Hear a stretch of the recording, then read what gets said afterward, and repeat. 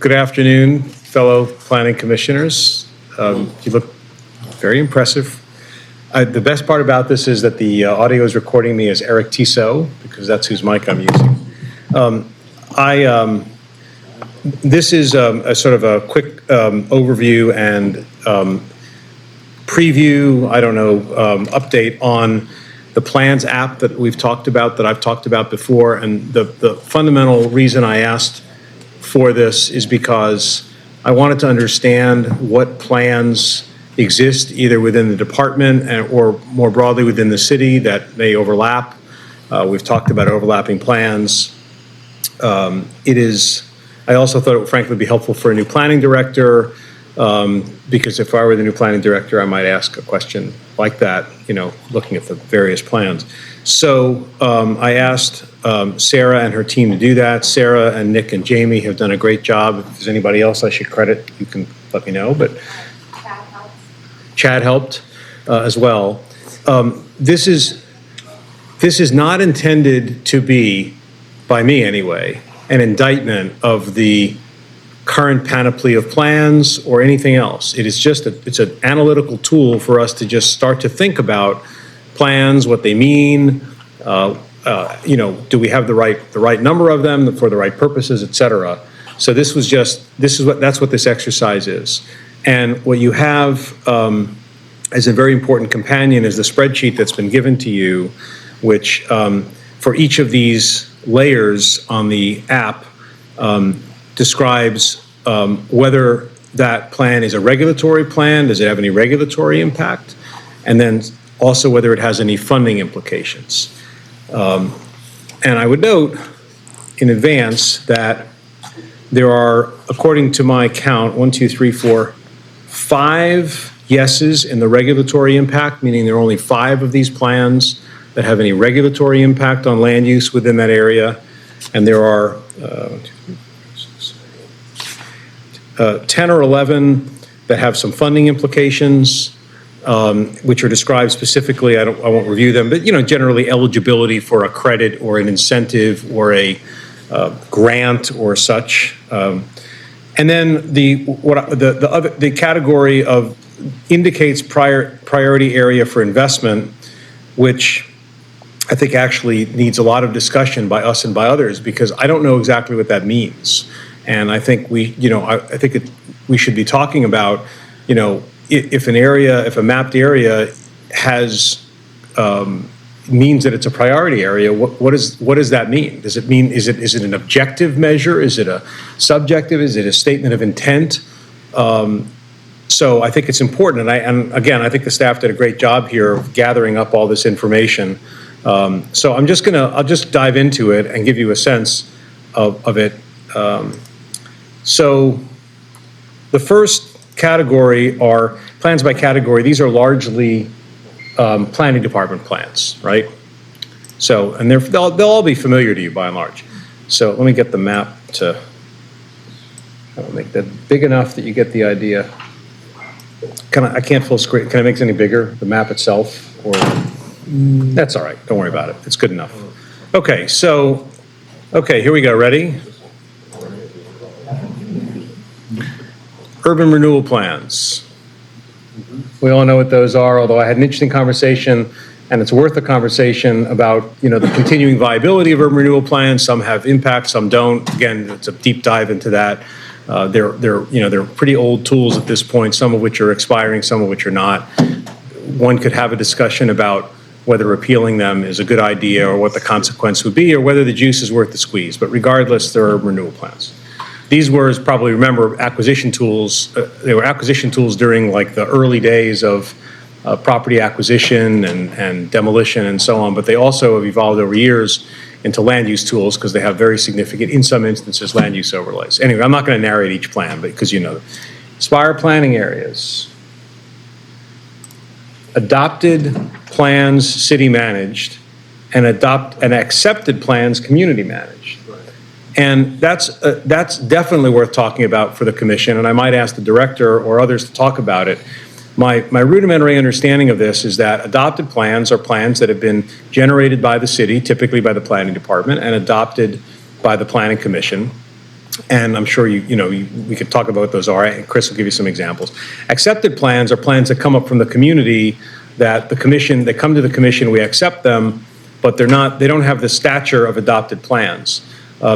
Chris, maybe I'll just defer to you, and you could just give us a quick idea of what those two different buckets mean. You can stay where you are. Are you coming? Oh. I thought he was going to the podium. I was like, you don't have to go to, you have a microphone. Hey, John, while we just, can you toggle on and off the accepted plan? Yeah, here, I'll do this for you. Since we're just talking about these, those are adopted plans. These are accepted plans. And if you put them together, you can sort of look at them. It's just two different colors. Yeah. Chris, could you comment a little bit on what these are and what the distinction is between them, please? Adopted and accepted. Yeah. Microphone. So, the long and short of it is an accepted plan. An accepted plan does not connotate or imply a commitment, particularly a financial commitment by the city. So the example might be a streetscape project. A community is organized around their main street, and they think it would be advantageous to spend the money on a streetscape project. It does not commit the city to spending that amount of money.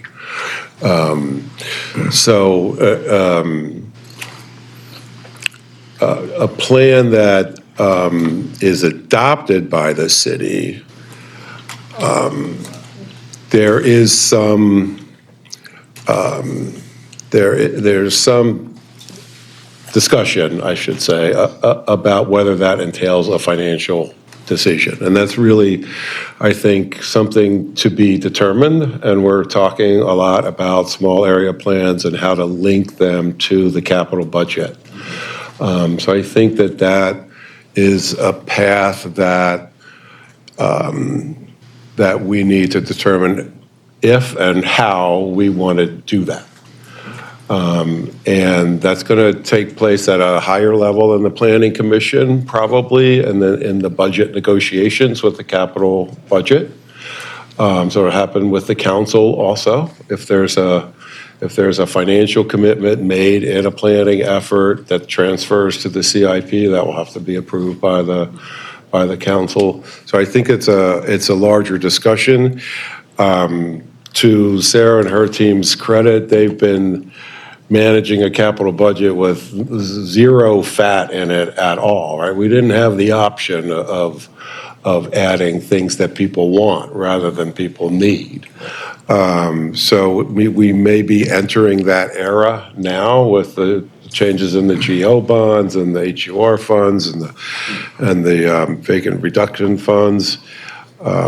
So we've been talking internally and with you all about how and when to connect those two together, without forgetting that that we are guarding the hen house, right? We are recommending things to the city council. We're not there to necessarily add things to the city council, right? We're there to take the big picture citywide. So we really need to integrate our planning work with our CIP work very carefully.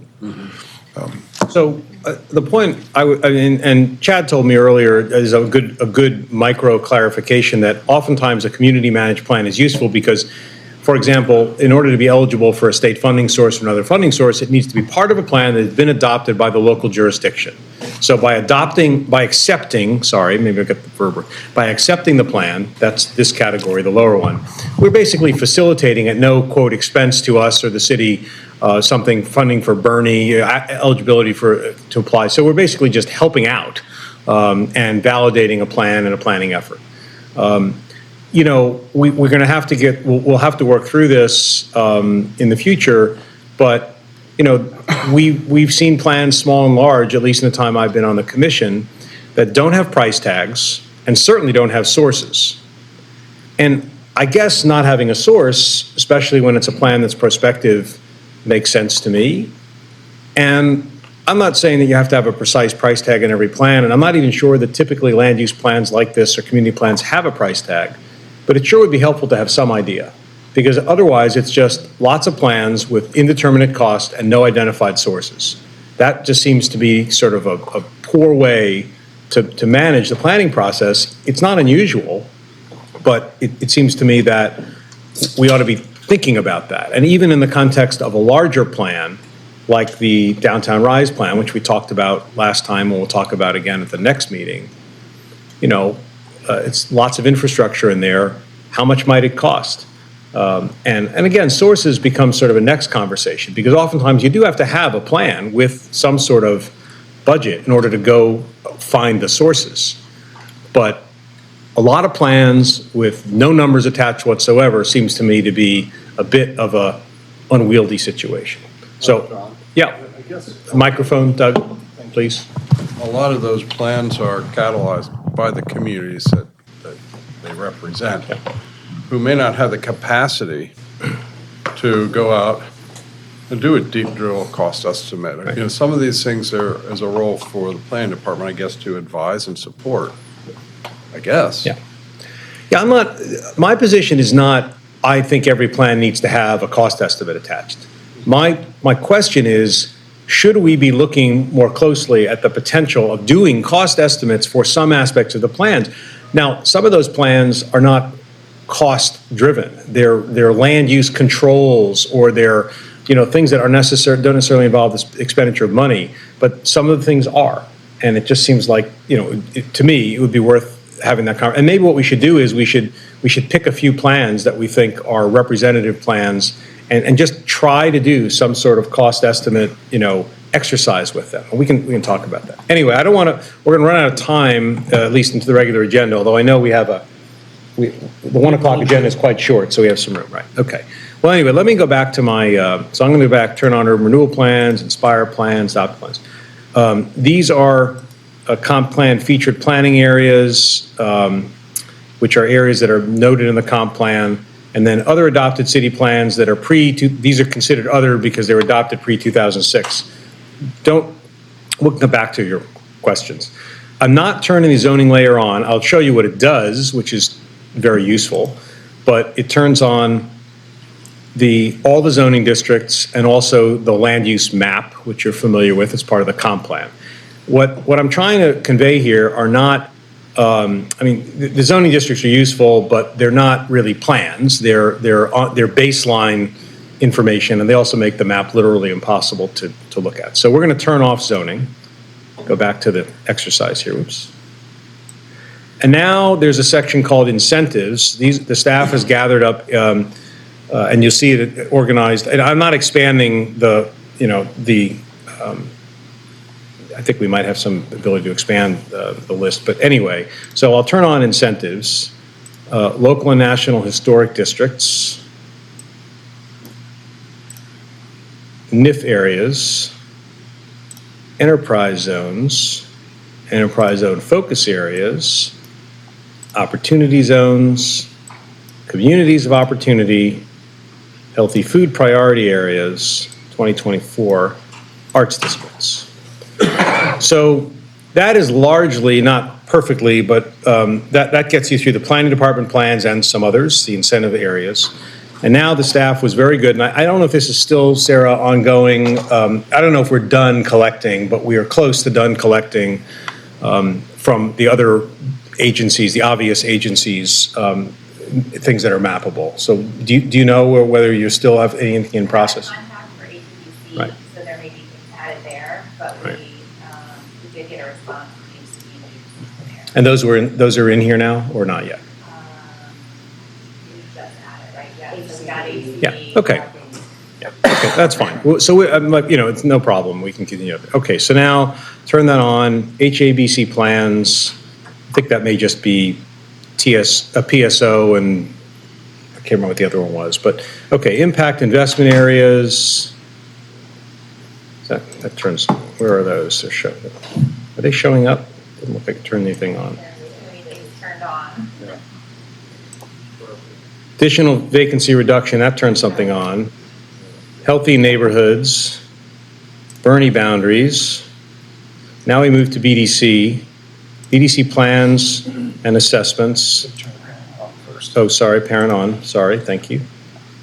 BDC plans and assessments, links corridors, Main Street districts, BDC partner boundaries, BDC commercial corridors, BDC retail districts. Okay, now I'll move to transportation, greenway trails, parent on, sorry, thank you, Eric. MDOT designated TOD, comp plan TOD opportunity zones. I'll leave the red line buffer off for now.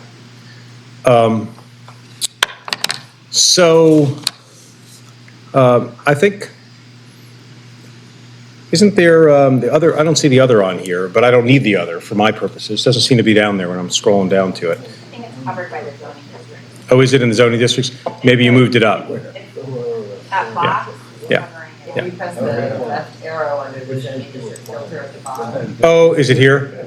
Oh, it's just covered up. You mean literally. You didn't mean covered, you meant covered. Okay. So I'm not turning the others on because the others, while very useful and helpful in the app, are really just baseline information. NSAs, CSAs, council districts, legislative districts, planning districts, and housing market typology, all should be useful. What is this map telling us? I don't know. And I'm, you know. Mills needs to get their act. Right. So, you know, look, like I said, it's easy. I'm not trying to be sort of dramatic about it. You could pick this apart, and I'm sure that there are good reasons, policy reasons, economic development reasons for some, maybe all of these. But I am concerned that that is not the case. And I just think there has to be some sort of exercise where we look at these different plans, not only within this agency, but from other agencies, sister agencies, et cetera, to understand what that means in terms of the priorities that we're setting across the city. And so, you know, the commission should discuss this, certainly the staff, new director, an opportunity to have input. Clearly for me, the adopted, you know, the stuff that we really do control, the community plans, adopted plans, I think, you know, we really probably should discuss that and the evolving approach to, you know, small area plans. But I find this hard to digest. And I just need to think through with others whether this is necessary. And if it is, then that's fine. But if it's not, then this seems like a good time to assess whether, you know, if everything's a priority, nothing's a priority. I just have a hard time ascertaining from this what our priorities are. And that's the discussion that I'm trying to generate, both at the commission and in the department and across agencies to the extent that we can do it. So that's what I have for you. Again, I really appreciate the staff work on this, and we can continue to update this. We will send the commission this link. You can do that and turn everything on and off. You remember, if you haven't used this, as Eric has told me several times, you have to turn the sort of parent one on, or the subordinate ones won't turn on. But that's what I have for you. And For usability purposes, do we link to the plans? Is that too much to ask for? Yeah, I like Oh, sweet. if you click on one. Awesome. Where there's Which- one arrow on. Right.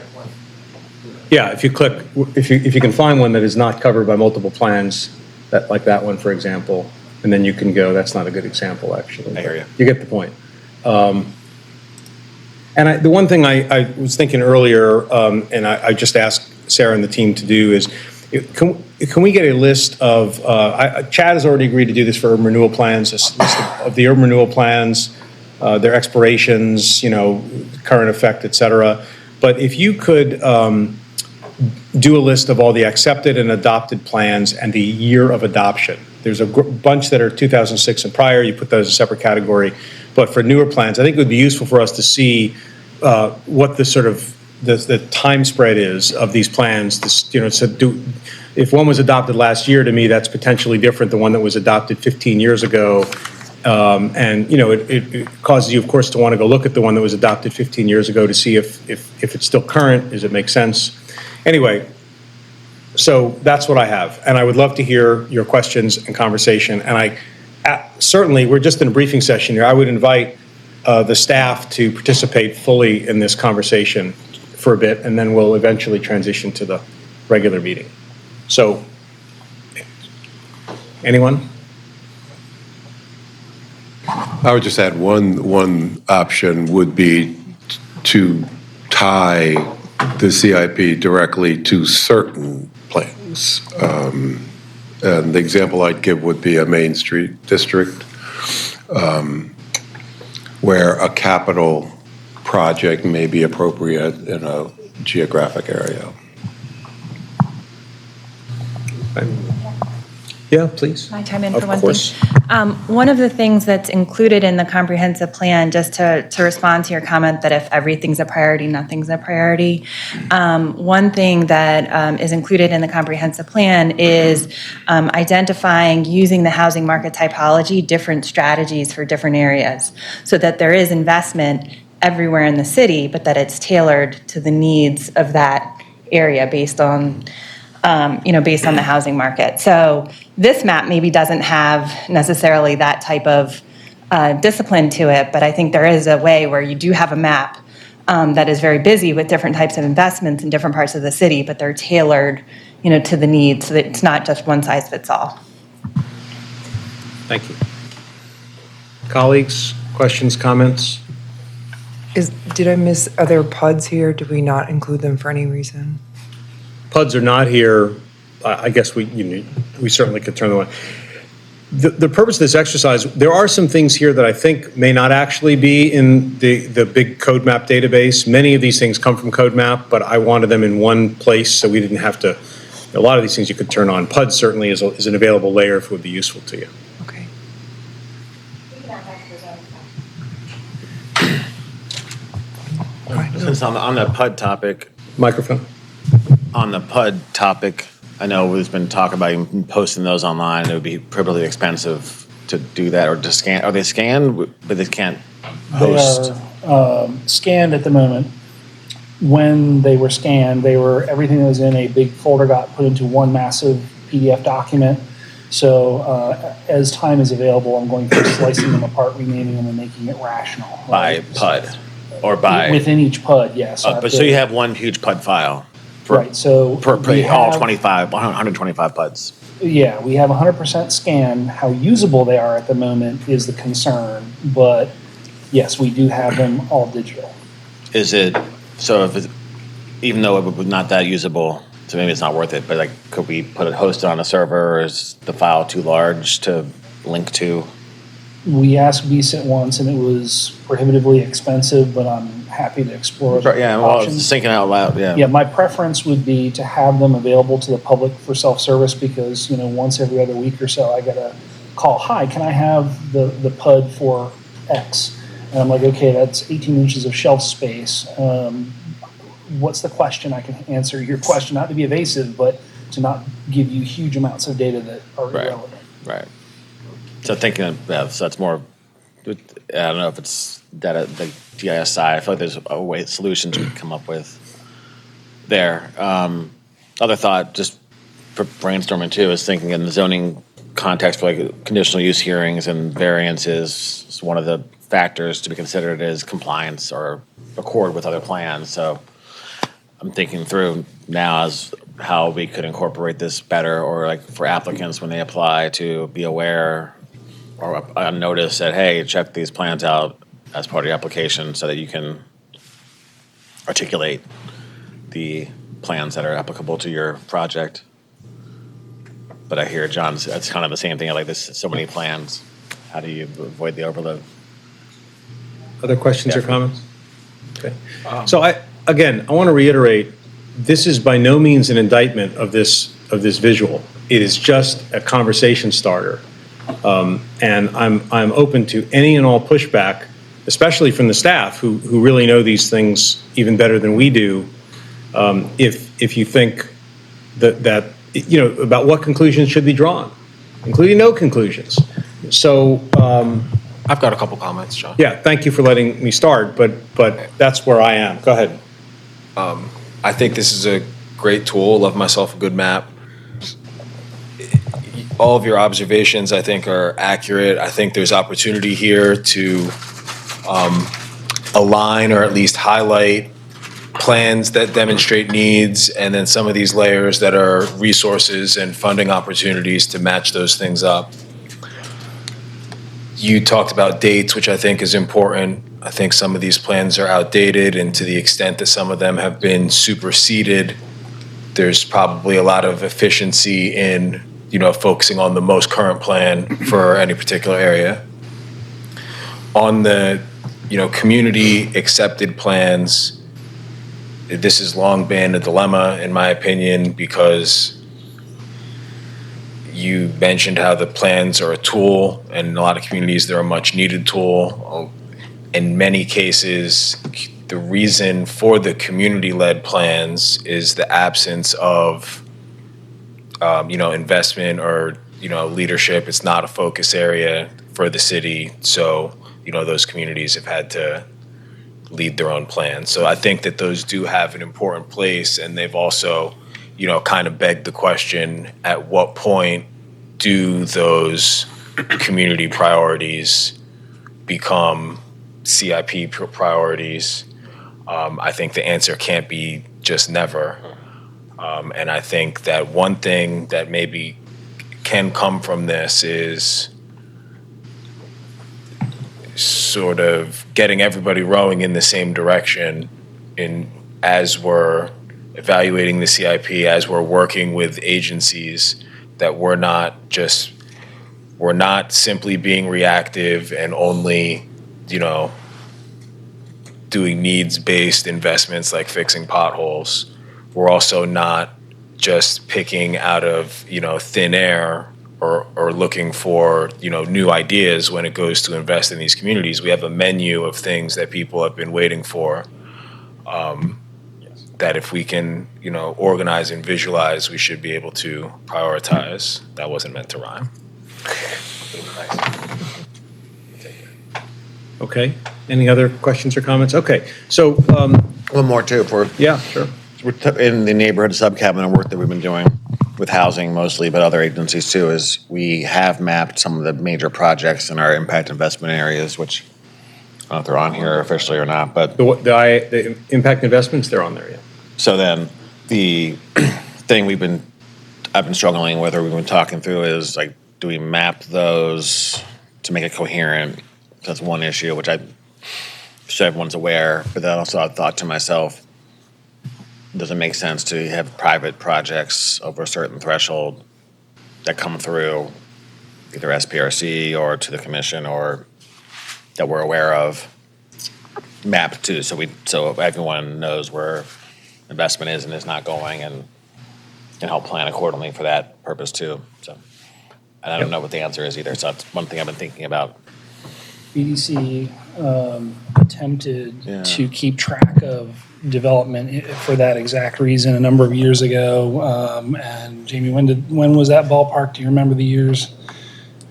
Because we were feeding them data. At any rate, I remember from like 2013, it collapsed under its own weight because it was a lot to manually track. Right. And then, of course, just because, especially with site plan review, just because something came, you know, a third of that actually gets built. So, you know, how real is the data becomes a concern. So, you know, we have better technology now, but just factor bearing on the problem. Okay. Great. Well, thanks very much, everybody. So I'm going to close the briefing session.